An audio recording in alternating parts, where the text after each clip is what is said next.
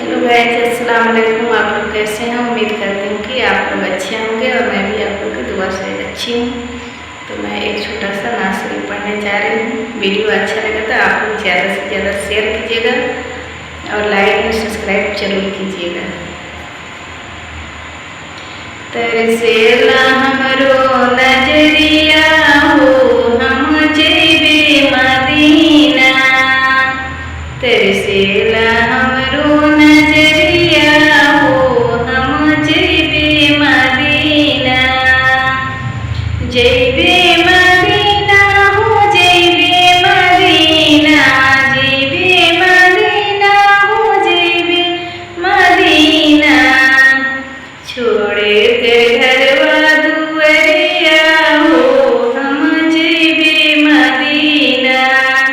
छोड़ कर घरवा दुआरिया हो, हम जइबे मदीना।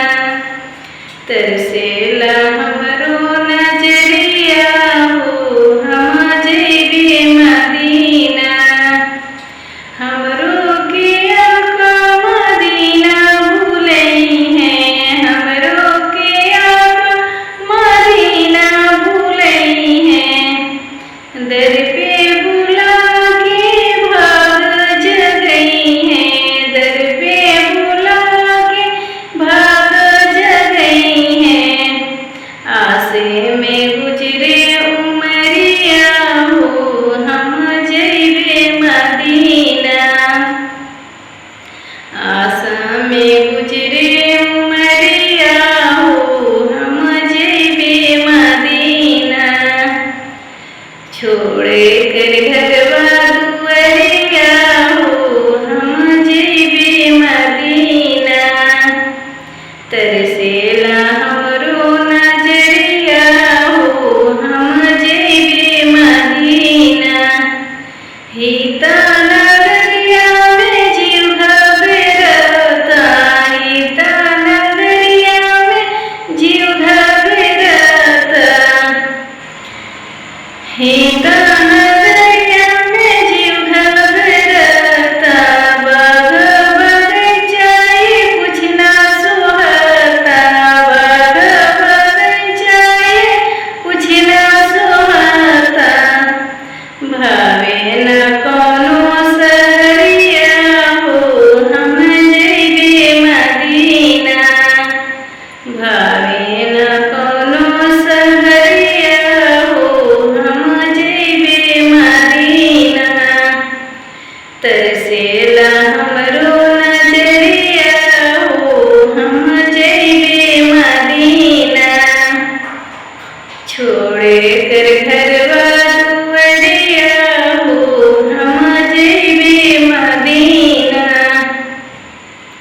हमके चिड़ावे सुबह दोपहरिया, हमके चिड़ावे सुबह दोपहरिया। सन सन भागीला पूर्वा बेरिया, सन सन भागीला पूर्वा बेरिया। पहुँचा दे कोनो खबरिया हो, हम जइबे मदीना।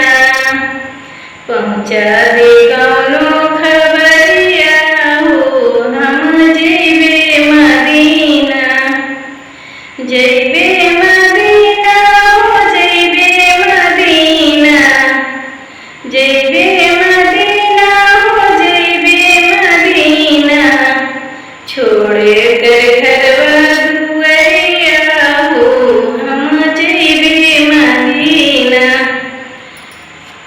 तरसेला हमरो नजरिया हो, हम जइबे मदीना। गमा से भइला मोरा ये जियरा, गमा से भइला मोरा ये जियरा। वैसे जुदाई तड़पेला जियरा, जैसे मैं जल बिना तड़पे मछलिया हो,